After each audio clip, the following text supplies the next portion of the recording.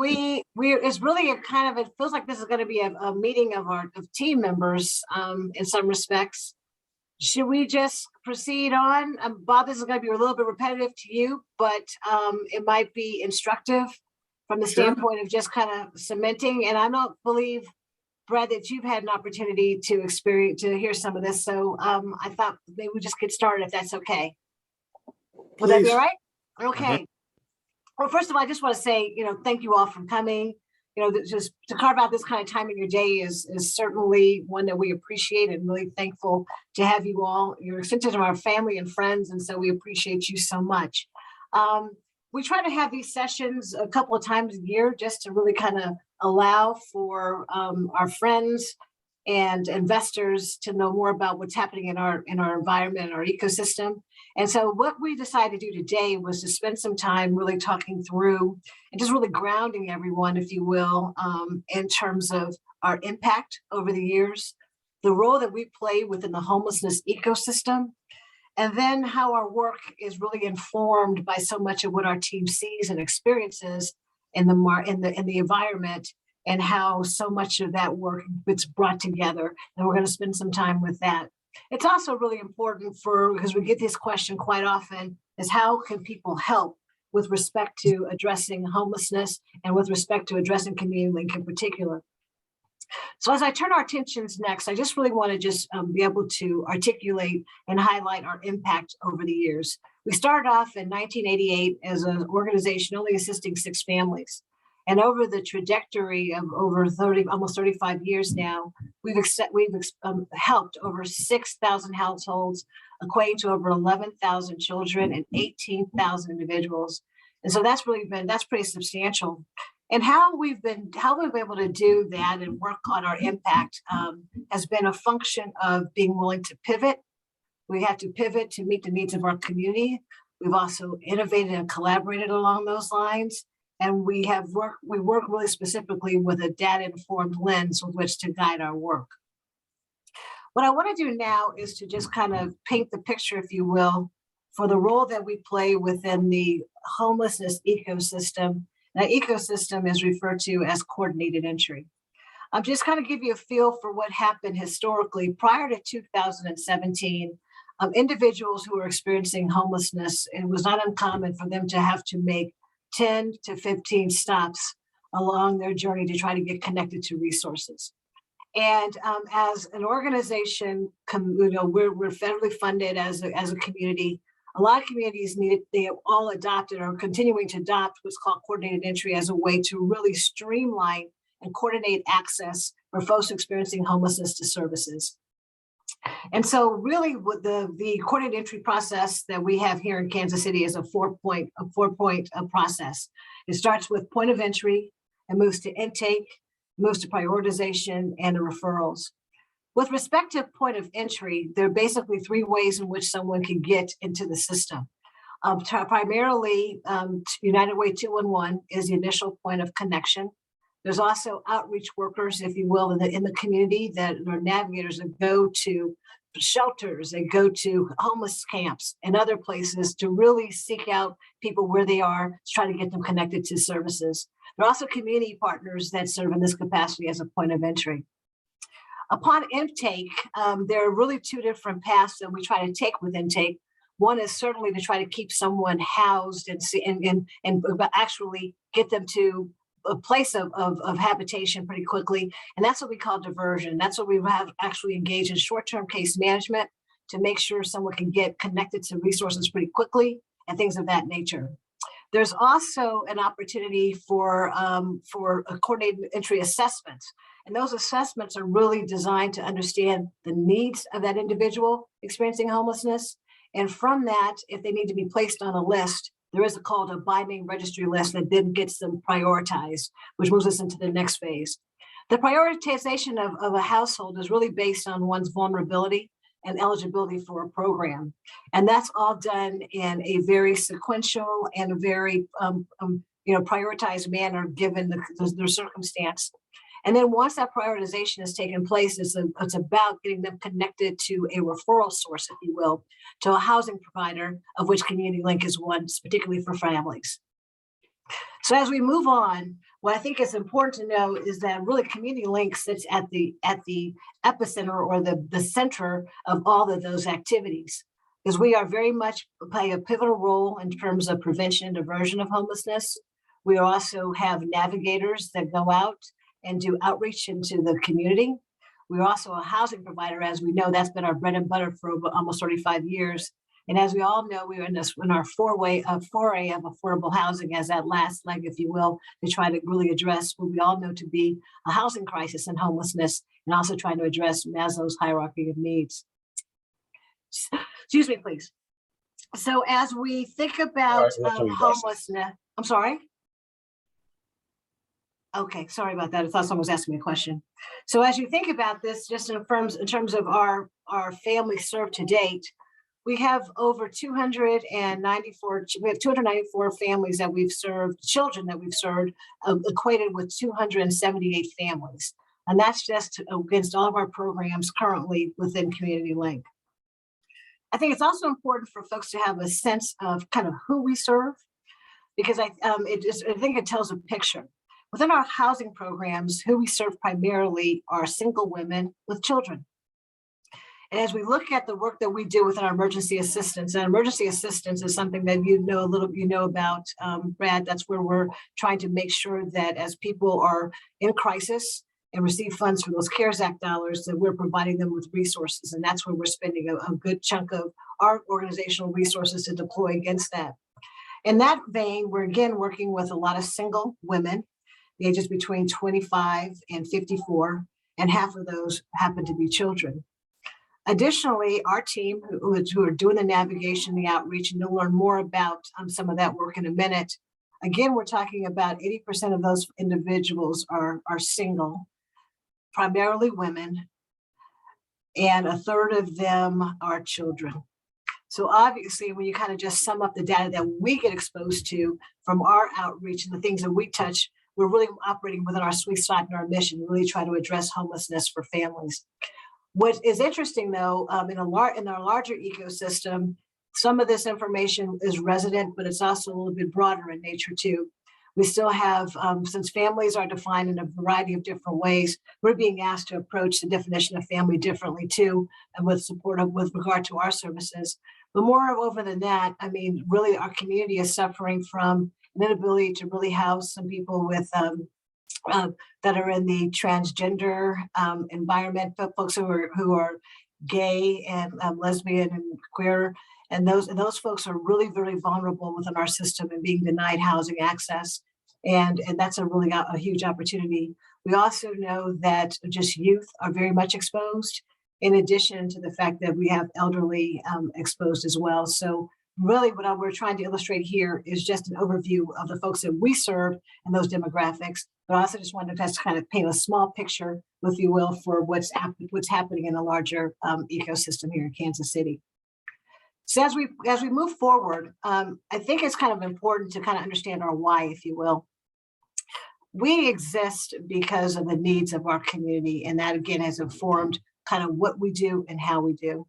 So when you think about us as a service provider, we're really offering multiple housing solutions, and that's important because our community needs it and it desires it. When you think about us as a service provider, we've had over 30 years of experience doing this work. So much of our work has been informed by individuals who have lived experience. So we're not just pontificating on what we understand to be the needs, we're actually getting those needs informed, and to inform our work and how we deliver our work from people who've actually lived it. We're actually also really very much focused on addressing community gaps. And you've seen, as we talked about earlier a little bit, that we iterate and innovate based on the needs of our community. One of the things that we also pride ourselves on is the fact that we're a learning organization. So as we learn more, we do better.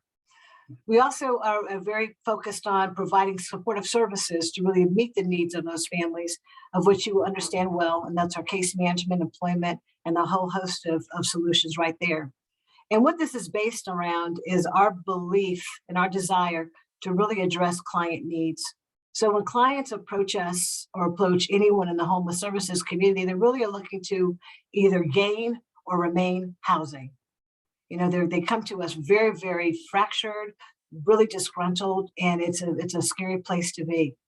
And so what we're trying to do from a needs perspective, we're trying to provide those housing supports, those supportive services, those connection to resources, but more importantly, a belief system. And we talk about a belief system in the fact that we don't believe that a person's current situation is going to dictate their future. As we move into next year, so much of the things that we're going to be focusing on next year are basically a continuation of what we're seeing in the marketplace right now. You know, we're really here to address the needs of our community, and we're really here to really fulfill our mission to end homelessness in Kansas City for this generation and the next. And so much of what we need to do is on both ends of that pillar. We need to work on making sure that we're staying steadfast in our efforts to prevent and divert homelessness from happening in the first place. For those individuals with whom they are homeless and they're out of visibility for so many, we need to be going into those camps and continuing our work in navigation and outreach. Unfortunately, we've seen a growth in parenting youth, and those are young parents between the ages of 17 and 25 with children. We also are going to under thoughtful consideration around really supporting elder women. And the thing that we like about that opportunity would be the synergies that could be derived from having both youth parents that are youth and elders to have that cross-pollination for both knowledge and just information sharing and just resource sharing. We need to also complete our facilities work. We've done massive undertaking there, and those things continue to happen, so we can really make our campus more robust as we hope it to be. We have to continue our work in affordable housing because we all know gentrification is here and well. We also want to focus in our strategic planning efforts because the strategic plan we put in place 5 years ago, we've basically pretty much hit most of those metrics. And so now it's time to inform our next few years based on what we understand to be the circumstance surrounding us now. And so much of our work, in order for us to scale and to have this impact, really focuses on our structure as an organization and really strengthening our culture. It's really surprising to me that so many of our associates came to us right in the midst of COVID and hadn't had a chance to see us pre-COVID, and now we're normally forming in a kind of very, very different and deliberate way. So now what I really want to do is, it's enough for me to kind of just set the stage and give you an overview, but so much of what we do really comes from our team and the people who are on the ground delivering these services day in and day out. And so what we're going to do right now is transition to having you have an opportunity to get some exposure to them personally and for them to talk about what they're seeing in the market, how they're addressing homelessness, and just get a feel for just the wealth of support that they're providing our community. And so with that, and we're going to touch over, I want to introduce Lawrence Linc. And Lawrence Linc is our housing navigator and just an amazing resource, not only to Community Linc, but to our clients and the like. So Lawrence, I'm going to hand it over to you if that's okay. Yes, ma'am. Thank you, Ms. Precious. Good afternoon, everybody. I'm glad to be with everyone, and it's good to see all the familiar faces. Housing navigation is a little different than some of the other programs we do currently at Community Linc. This is where we kind of start with our street outreach and based on referrals. From that, we have been able to, our division right now currently has 2 people in that department. We did have 3. Fortunately, she is able to do something a little bit more broad, actually working at the GKCCEH office. But through our work this year, we have been able to assist 109 households. Out of those households, we have been able to refer 18 of those to housing programs. I will explain, housing programs are a little unique. They are basically a program where we are going to give them, meaning the household, whether that's an individual, youth, or senior, vet, or have a family. We're going to make sure that they get the services they need for up to 2 years. That means that they're going to have not only longer term case management, but they're going to have someone that can support them sometimes financially from 90 days to 6 months, or sometimes even a full year with this financial support. From there, they're still going to work with them on a case management level. This means they're going to be able to support them, follow up with them at least monthly, if not bi-weekly, to make sure that all the supports they need are there. Now, one of the things about navigation is our goal is to bring all the providers they're working with together, no matter who that might be, whether it be mental health, DV, medical professionals, substance abuse, case managers of any kind. We're going to try to bring them all together so that we can maximize the resources that we have. By doing that, we also are able to kind of get insight to what's going on with each household. If you get perspective from different medical and different mental health perspectives, that also comes from us to help us make sure that they also have that ongoing service that we would not be able to provide with housing navigation. Sometimes our referrals go directly to the shelter right there at Community Linc, and other times they go to several other programs based on their demographic, excuse me, and what's going on with them. From those people and the households we've helped, we've also had successfully, I'm sorry today, I've been moving a lot, housed 34 households. That means we put 34 of them from those 109 into permanent stable housing of their own. That means they are now settled into either their own apartment, home, house, or whatever. From those 109, we've also had 27 exits. Now, it says on here that we have a combination of some that have a lack of engagement, some we were unable to contact, but of those 27, there are also some that were self-resolved. Sometimes they've moved away for safety purposes, or they've moved back where they're from to be with family or the support network that they need. So that does not mean that they were not housed. Some were not, but some were. Of those 109, we also have currently 30 households that we're still working with. 24 of those are single adults, 6 of those are families. We currently don't have any youth with us currently, but that will change. They do come in and out. Sometimes we put them with a program that's going to be a little bit more supportive. Next screen. Now, because housing navigation helps with multiple demographics, not just the families, we have looked and seen a lot of different changes that have happened throughout the year and just overall with homelessness. As you can see here, first of all, we've had an increase in encampments without services.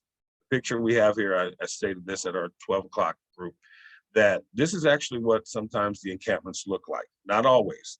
But what I have noticed that is a positive out of some of these camps is that they do provide themselves with their own support network, that they are a community of their own. And that is always a positive. So we try to connect them to the services they need.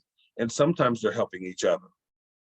The second bullet point we have here is that we've had an increase in unhoused families and individuals with high barriers. High barriers can be everything from being a registered sex offender, felonies or other federal offenses. They could have high landlord debt or evictions. Sometimes these roles can be with different other factors that come into the household. We also have noticed a big part of what's going on with our community is a higher rate of substance abuse and use, and along with mental health, sometimes dual diagnosis, meaning they have both. Because of these have been created a different dynamic.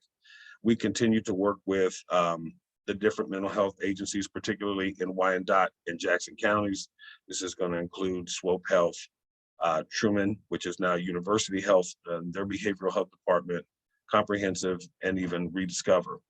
With those agencies being a part of those providers that sometimes jump in and help us, it makes sure that those parts of what's going on with the household can be addressed, can be supported, and make sure that they have that ongoing help. The next bullet point states that we have limited program options and supportive services. This means there's not enough housing out there. There's not enough shelter programs, transitional, different things like that we can actually get people into directly. So we are noticing that those have been full quickly. And sometimes when you get to the extremely hot or cold weather, they're definitely hard to get into. So that's one of the factors we are seeing as far as trends are concerned. The next to last bullet point tells us one of the biggest factors is a lack of housing. Inadequate housing is one of the biggest ones. People are even having a hard time with vouchers right now. Section 8 vouchers, emergency housing vouchers, things that are supposed to help them get into a home. They are finding that they're not even being accepted at some places, or there just isn't a lot of units available. So that's one of our big concerns there. And then, of course, that's contributing to those protracted length of time to locate, connect, and even house people.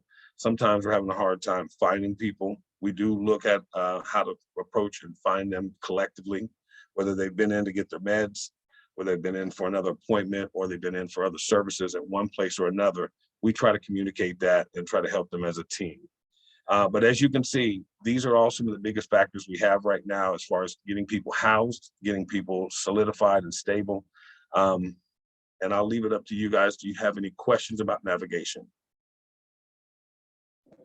Hey, Lawrence, this is Bob. Got a couple Mr. Wright. questions real quick. Hi. Yes, sir. Bullet number 3, higher rates of substance abuse and mental health, often dual diagnosis. Is there a chicken and the egg there? Does one precede the other, or is it just both are there? Tell me how that expresses itself. Is it someone's dealing with a mental health issue and then they turn to drugs, or do they used a substance, drugs, alcohol, et cetera, and then mental health issues followed? How do you see that playing out? It's good that you asked that. I addressed that a little bit deeper in our 12 o'clock hour.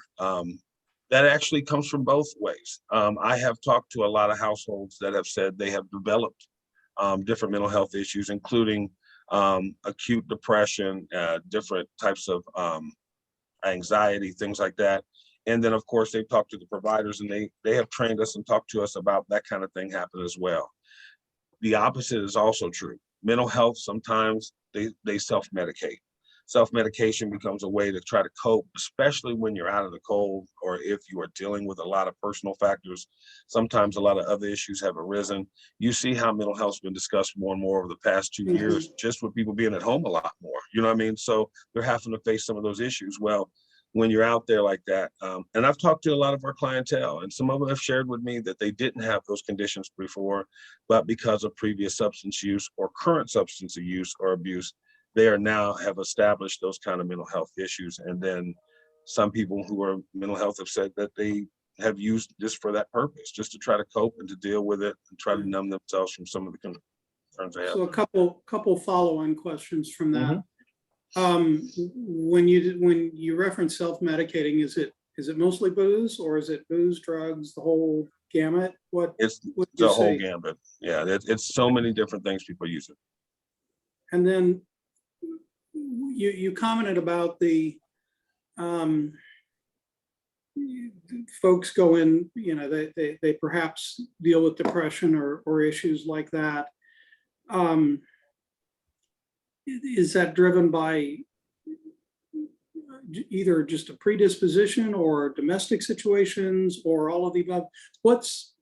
If you were to rank the first couple triggers, what starts a spiral? What do you see?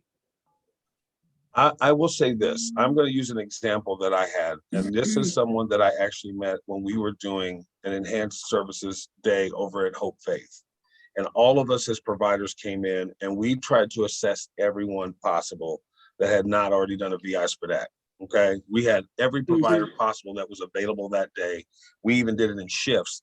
Everyone came in, and I stayed quite a long time because I had the time available. And I had a gentleman that came in. He was very thin, hungry, and he told me, he was talking to me and he confided in me. He said, look, he goes, I don't want to go back out there because every time I go back out there, I'm inclined to use. He said, but then if I don't, then I have to go out there and sell my body for money. And he basically, I mean, that's not his words verbatim, but he basically told me that exact thing. He started crying, I mean, excessively while we're sitting at the table. I asked if he needed to go, take a moment, or if you needed to step to the side and we could talk in a more private room. He said, no, I'm fine with this. And then he shared that he had just had to, the people that he associates with, in order for him to be around them, they usually persuaded him to use, or because he's hungry, it was a way for him to keep from being hungry. I think that kind of led me to a different level. Of course, we know that there's people that sometimes are just used for a little while, and it may not be long-term. You have some that have not used, but then they get out there and then they're subject to it because it's around, and it seems like the norm. And then for his situation, I think it tells you that there's a lot of different levels there. And it's hard for me to just put one thing out there because I wouldn't want to change someone's unique situation to be their own. Everybody's faced different circumstances and different barriers. And for us to know what those are and why that person used, it would, there's multiple layers to it. And I guess it's the best way I could say it at this point. Hey, Lawrence, Yes, why don't you tell them a little story I shared earlier about Curtis? About Mr. Curtis? Mr. Curtis is actually one of my one of my first people, actually, early on when I started back in February. I got him, I think, by March. And he is an older gentleman who had just been released from prison, actually not long before he had started working with me. He's a re-entry client, so that means he's trying to get re-entered back into society and be, acclimated to things. He's a wonderful guy, very spiritually inclined. He is not someone that uses, so it's not related to the substance use. Mr. Curtis has been working ever since he got out of jail. He's got different barriers, including, felony background issues and things like that. He has still found a way to get to a temp agency. I even talked him through this because I always try to find ways to get others in the same resources. He was able to get in, get a job. We talked through it. He would contact me every week just to tell me, he was okay, try to figure out what he could do to keep progress going, what other resources I had for him. And I would sometimes just sit with him and encourage him. You know what I mean? And then there were times him and I would even pray together just because that was his level. By doing that, him and I have gotten him, eventually came up on the prioritization list. This is something we do every other Monday for a couple hours. And the whole team from all the COC with all the direct service providers, including the mental health providers and so forth, we're all there trying to, first of all, locate where someone might be, how to contact them and so forth. His name came up. The name came up. We were able to get him into a program, but he was still having a hard time getting in somewhere because of his background. He still wasn't making, I don't think, adequate money to get in where he needed, but thank goodness we got him to a program that's going to subsidize some of his rent, help him out, make sure they're also their case managing ongoing. But he still would contact me just because of the rapport we developed, and then make sure that we reached out. And when I got to that point with him, he would just sometimes call me and tell me it's not happened yet, but I'm still going to be blessed. I'm happy that you got me referred. I just want to tell you thank you. And so sometimes we would just exchange messages. Sometimes we would text, but a lot of times I try to catch him because he works at the airport. So he can't always be on the phone, but when it would die down, he would try to give me a call. But yeah, I tell you, Mr. Curtis was such a blessing to me, and it gave me encouragement, but it also showed me that sometimes people are dealing with barriers that are a little older, but they sometimes just need to get back into it. And he's been working, and his only barrier was that. He didn't really have any utility debts or landlord debts. He just really wanted to get back in somewhere, but he had a difficult time getting in. It seems like to me, and I mean, everybody can talk from their own experiences, but no matter what the circumstance, if you have that one person who believes in you, Right. you can overcome a lot of stuff. Can I share one more? But go ahead, Teresa. I know you're going to I share just want something. to say, this is what inspired me. Lawrence introduced me to him, so I got to get a story, and I was so blessed. I introduced him to Precious. He talked about the hardest part of being homeless was the stigma. And he was living out of his car for 2 months, and he works on his feet 12 hours a day out in the weather. And they saw what a hard worker was, and they gave him. And Lawrence left out the best part. He called me Monday night or Tuesday night and said, "Miss Teresa, I got housing." And he got housing.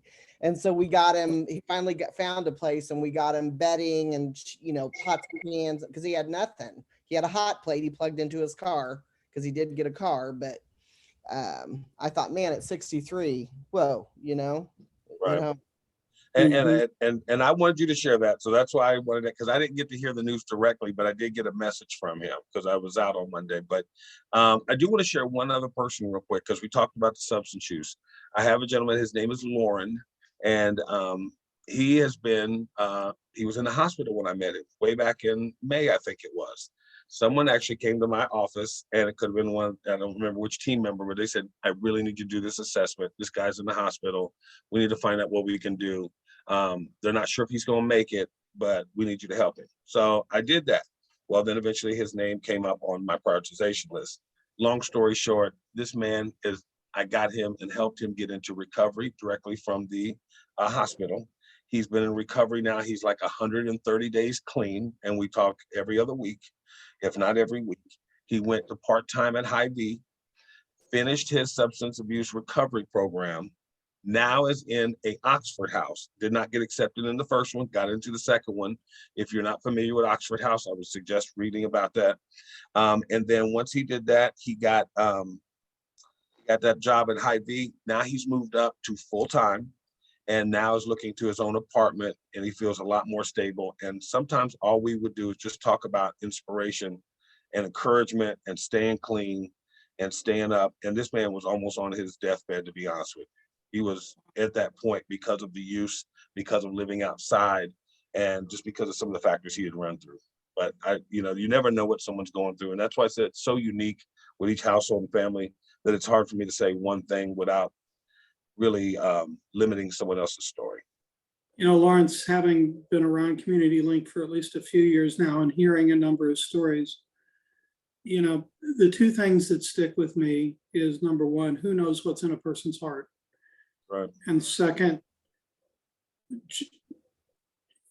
just the small act can make a huge difference, to know that somebody cares.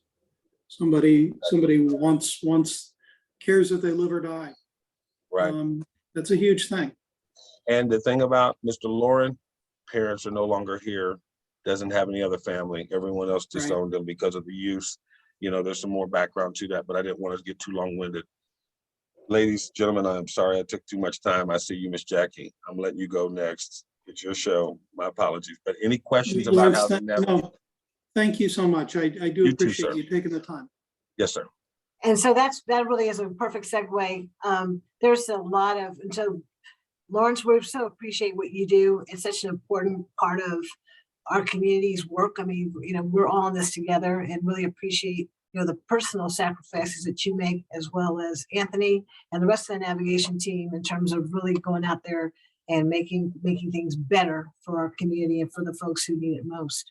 Now I want to pivot, and so we're going to probably need to accelerate our pace ever so slightly to kind of get through some of our information. So Jackie, I hate to put the pressure on, but would you mind just taking some time to share a little bit about the wonderful work you're doing with in prevention and diversion and our emergency assistance program?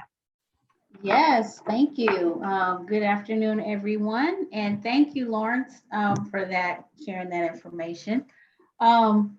So as far as prevention and diversion, the community-wide, we have helped Kansas City metro-wide, we've helped over 3,000 families or households.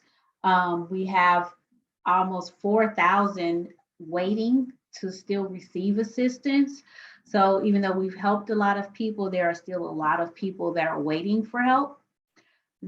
Here at Community Linc, we have helped this year 110 households with spending about $50,000 to $80,000 a month in prevention and diversion assistance.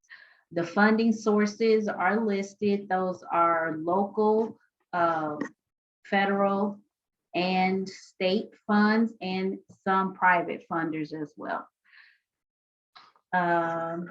Any questions on that slide before I go on? No, okay.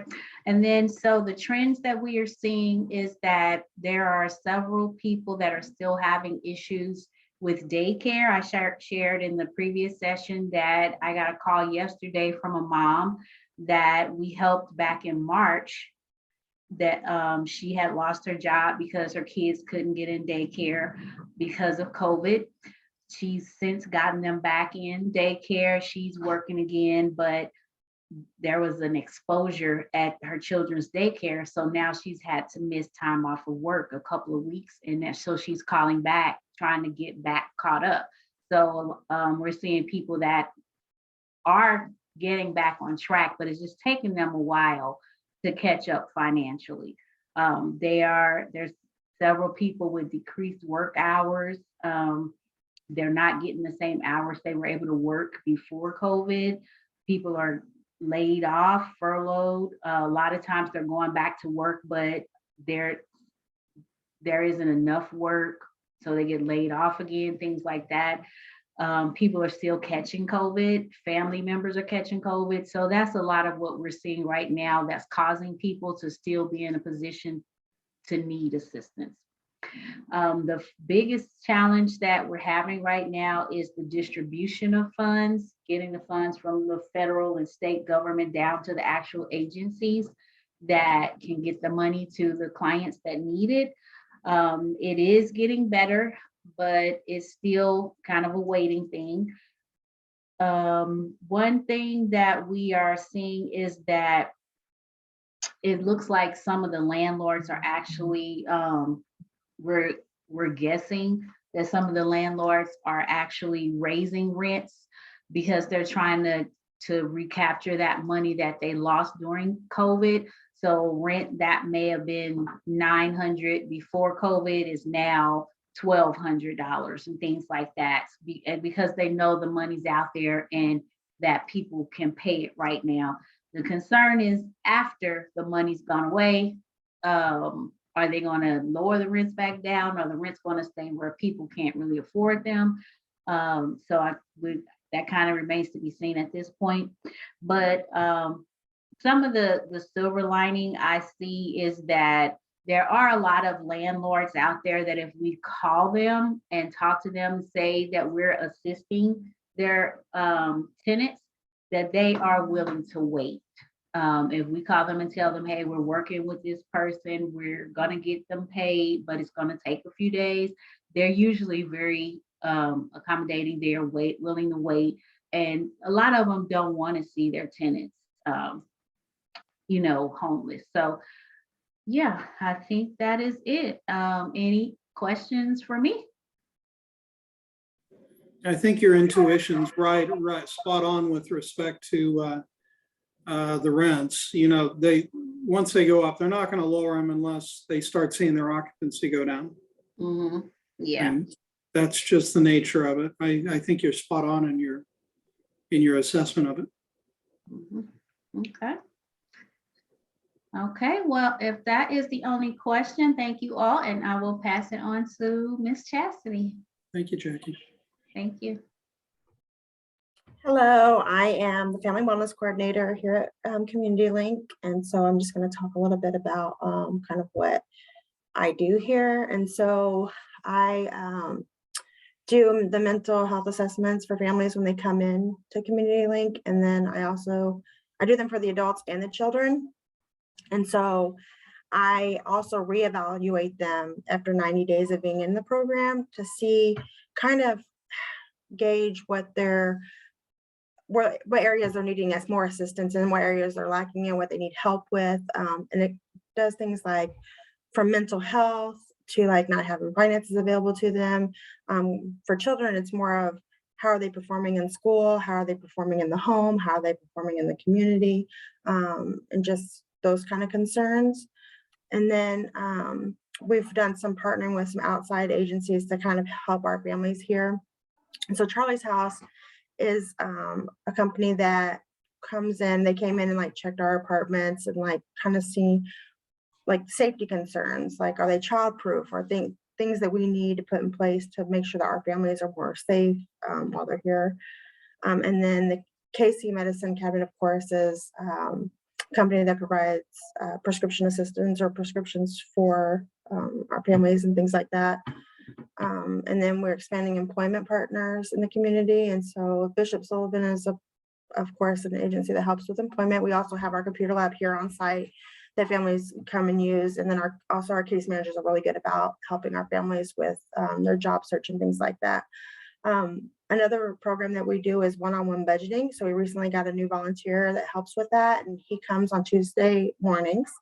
And so he does a group kind of like class with our families, and then he also provides one-on-one for anybody who's wanting to speak with him more on a singular basis to kind of go over what they're experiencing personally.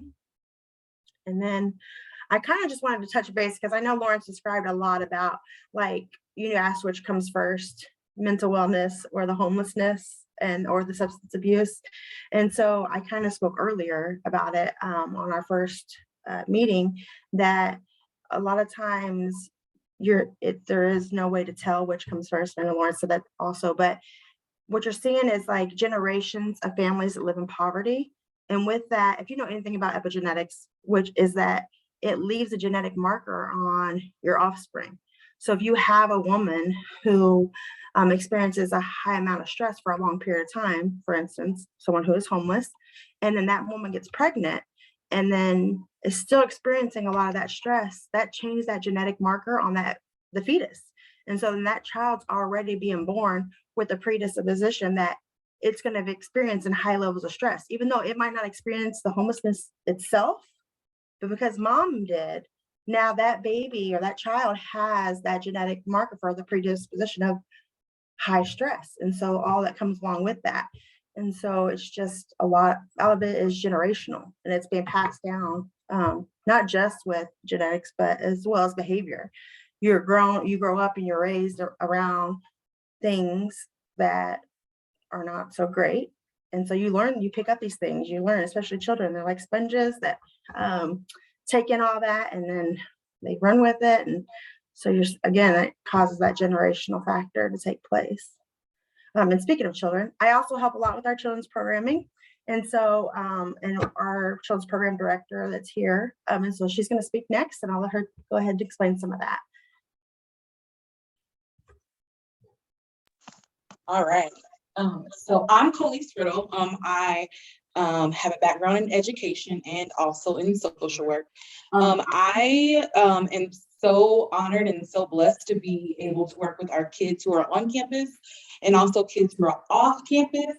And so just since August, when I was hired on, we have worked with over 30 kids, and we've worked to really, really re-engage them into our program. And by doing a lot of focused and centered activities that really are focused on resiliency and life skills.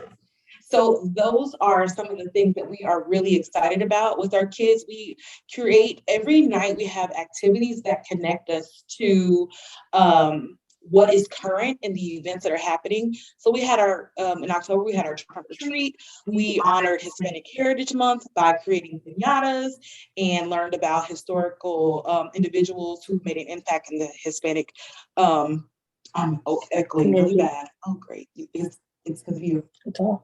It's off? Okay, hold on 1 second. Sorry. I'm trying to figure it out. See if that helps. Mm-mm. No. Okay. You still got an echo on there. Do you have two systems on right beside each other? If you do, that'll do that. You don't? Okay. I don't know. I just want to make sure they hear you. Yeah. Chastity, you're still, you're not muted, dear. That's probably That's why. what it is. I'm so sorry. It's okay. Okay. So, okay, can you guys hear me now? Is that better? No more echo. Okay, so sorry, I didn't realize. So we we really want to honor holidays that represent people in our community, and then also engage our kids with experiences they may not have outside of just their world and the culture that they already are in. And so we focus on our emotions. We talk about what it looks like to meditate and really focus and center ourselves, and to also just what do we do if we have those emotions like disgust or fear or happiness or just all these different strands of emotion. So we went over our emotional wheel. It was so much fun. And then we with the season that we are in, the holiday season, we've been really focusing on gratitude. And so that's something that our kids are so excited about, and they are so engaged in thinking about consciously the things they are grateful for. So we're going to go into our goals. I'm going to hurry up and shimmy on through here. But we have Chastity and I have created a very in-depth we have a team of volunteers, not only volunteers, but just us together. We are working to develop systems to work on social emotional interventions that really partner and connect with their academics and focus on resiliency and life skills. So every night, if you were ever to come over to our Tuesday night program, you would see that we have some type of social emotional activity. And then we also have something that's real to life that our kids will, even if it's just a conversation about maybe something that happened at school that day that wasn't always the most positive. Our kids are always talking about and thinking about some of their actions that they've made and that may not have be always a positive thing, but what else could we do? And so our real goal is to number one, connect with our kids because we love them so much, and also make those connections with their parents, and then also come in full circle with their educators so that we can fully understand what each one of our kids' needs are within the classroom, within their understanding about their own emotions, and just being able to make connections with other people in their community. And so our goal is to, even though they're in these stages of not being housed, we still want their outcomes to be that they are well-rounded adults. You will not believe the activities that we've done with 14 and 15-year-olds that we do with 2-year-olds, and they love it because they haven't had those experiences. And so we're really working very, very strategically with emotional intelligence, and just being able to have our kids perform at a level that we can make those connections, even with the gaps that seem to be gaps, but we are doing our best to close those gaps within our program and with their classroom activities and academics and emotional behavior. So that's all I have. Does anybody have any questions? Elise, a couple of observations. I've had the opportunity through Precious and others to see some of your work up close. The gratitude tree, the wheel about controlling emotions, all of this, kind of under the general header of mindfulness, is huge. I think about when I was 13 or 14 years old, I wasn't very mindful, and sometimes Precious might argue that I'm not still, but what you're doing is huge. So thank you. Yeah, absolutely. I was one of those kids whose mom was a single parent and who was homeless. And so my heart is for our children in our community. So I'm looking forward to see the places that we're going to go. That's awesome. Thank you. Thank you so much for what you're doing. That's just, it's, like I said, when I saw it up close a couple of weeks ago and was able to look at things and read it, I mean, it just, it clicked on multiple levels, what the connections you were making. So thank you. Absolutely. Thank you. All right, so it looks like I'm up. I'll try to be very expeditious with my discussion. I believe that most of the people on the call kind of know about what's going on. So of course, you see the picture of the two homes that we purchased already, the one on Indiana and the one on Garfield. And then, all right, thank you so much for that. And then I want to just touch base a little bit on each one of these sections. So talking about the client database, it's composed of past clients, referrals from staff, and community partners.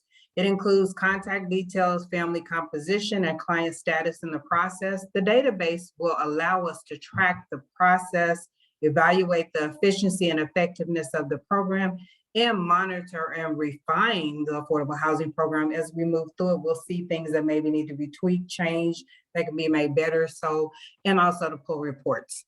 Talking about the client screening process, it was developed with 3 tiers. The first one is frequently asked questions, what's normally seen as facts. And that one is kind of, I would call it passive, because what it is we have the ability to put it on the website. So people who are interested in the program but might not be ready to commit, or simply desire more information, can look at it, get some of their questions answered, and then decide from there whether they want to move forward. Then we have the screening tool used to determine whether a referral is interested in becoming a homeowner and gauge their level of preparedness. So we know where they are in the process, how quickly they might be ready, things of that nature. Then we have the selection process, which is a one-on-one meeting in which an interested participant will meet with a staff member to determine their credit readiness, tailor their curriculum path, and create an individualized plan to move forward towards homeownership. And then the last section, of course, is the affordable housing curriculum, which was created with various levels of client preparedness in mind. It is interactive and created to engage and educate. This interactivity is composed of videos, brainstorming, experiential exercises like simulations, like, okay, if you're pretending to be the homeowner or the person looking to purchase a home, and a real estate agent, or the person who owns a home. So things like that to help people understand how to articulate their wants, their desires, how to negotiate. The program trajectory can be tailored to the clients at the beginning or the middle of their home purchase journey. So it's not just that is tailored for, okay, this is the process you have to take. But if somebody comes in and they're midway through and they're ready, they've already done some things, we can set it up so they can pick up where they are and move forward.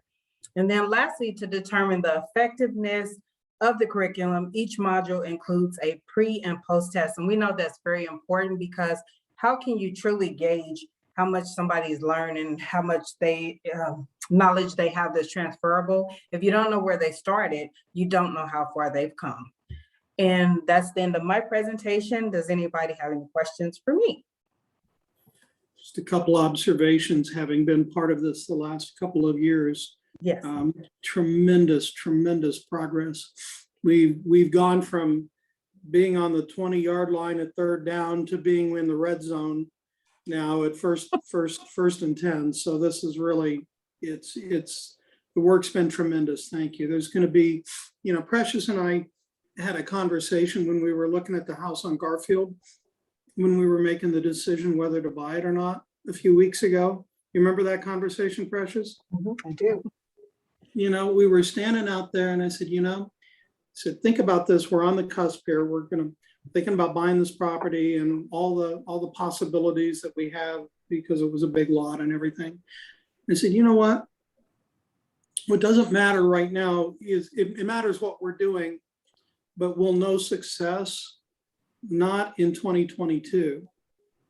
We'll know success in 2032, or maybe a little longer out, when those 8 or 9-year-olds now are 18 or 19-year-olds, and they're the first in their family to go to college, or they go through a trade program that puts them in a great position, where the cycle of homelessness is not only ended for mom and dad, but it's ended for them as well.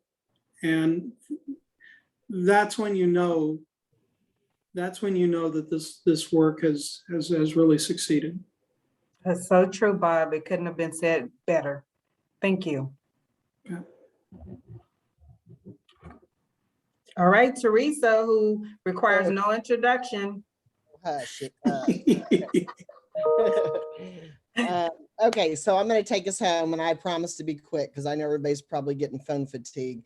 The first thing, and I went over this, Brad, and I know you missed it, but Bob has seen it, is our capital improvement update. We wanted to give our donors, which actually have asked for recordings of this, an update on our facilities. And what's amazing about our updates is we raised $1.9 million during COVID, which was quite remarkable because it was a really, really tough time. We thought that was plenty. However, it's morphed into a $2.4 million project due to additional wood rot, increased material costs, and some expansion of the work that we originally intended, and code changes, quite frankly.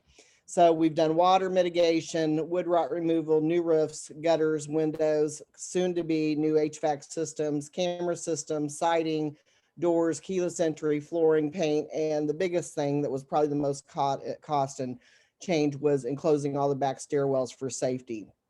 So of that, we originally had about a $500K shortfall. I haven't taken that off because we haven't got the check yet on the 275, but we have 275 that's 90% probable. One has committed for 75 and the other we're waiting on the 200, but we're working diligently to close that gap and make sure that we get everything done. The very exciting thing for you two as board members to know is that tomorrow we are moving families into building 6, which is super exciting to us because we have worked. Look, what is that, Precious? What is that, Precious? Oh, the key. What is that? The key Free card. parking. Yeah, we all like the key cards.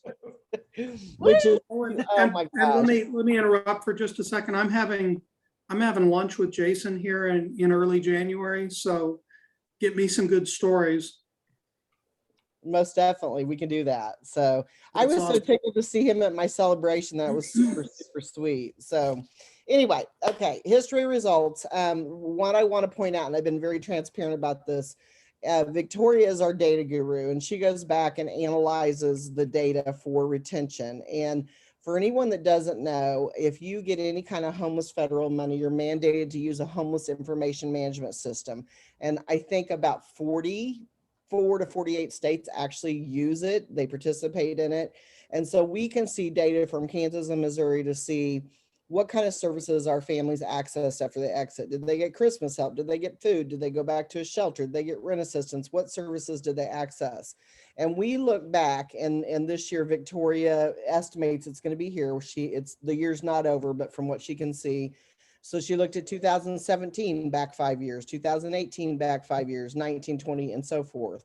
And we had a 78% of our graduates still remain housed, which is actually, it is a decrease compared to where we normally trend, but it's pretty amazing if you think about what happened with COVID, because we had clients that had been stable 18 years contact us in big trouble. And one, just one that I know of became homeless. So the fact that 78% of the households we serve that exited permanent housing are still housed, that's pretty remarkable. It's also remarkable because the housing market is insanely terrible with prices. It is, and I am very concerned. Jackie alluded to it about when the subsidies stop in the end of 24, 25, what's going to happen to our community, because people are not going to be able to afford $1,500 to rent. They're just not. So anyway, 78% on a good note. And then we are due this year. We'll do it at the end of 21. Probably it'll come out around February, but we estimate the taxable income that the households we serve generate. And we estimate the decrease on public assistance. That's based on what we can see. We don't get to see their pay stubs and all that good stuff, but that's what we estimate. And most generally, it's between $10 and $12 million of an increase into the economy, dollars into the economy, and a decrease of close to $2 million. So that's pretty phenomenal. Okay, ways to help. And you guys know this because you do it all the time. But of course, funding is always needed because our budgets now, it's going to be between 2.6 and $2.8 million this year, probably. So funding is always important. Volunteers, we have had an increased need for volunteers to work on the apartments because we are going into all of those units after they get done with the building and working on them to get them up to par. And so it's a bigger influx of need as far as the facilities than we've ever had. Admin support, we're always looking, we always need people if they've got a few hours in the day where they can come in and help with some filings and preparing folders and stuff like that for the staff and for financials and stuff. That's always big. Course committee work, you guys know all the various committees that we have. And then a bigger item that I think we've been picking a focus on now, especially because of our outreach work, is in-kind items. So for example, Lawrence and the ladies just made like 150 survival bags, if you will, that had deodorant and toothpaste and water and masks and hygiene wipes and stuff like that to help the people that they do outreach with that are out in the camps. We also need things, if you think about all the families we serve probably 300 households a year. So, that's linen, beddings, dishes, all of that kind of stuff that we help with, either on campus or externally that we help folks with. The gentleman that Lawrence talked about, Curtis, when he called me, I feel you went down and made a care basket for him because he literally had nothing. So she got him bedding and dishes and pans and stuff for him to come get after work. And he was just ecstatic. So thank you. We close in gratitude. We want to thank you guys both for all of the amazing things you do for Community Linc, and thank you for partnering with us. Great presentation. Listen to all the staff members on here.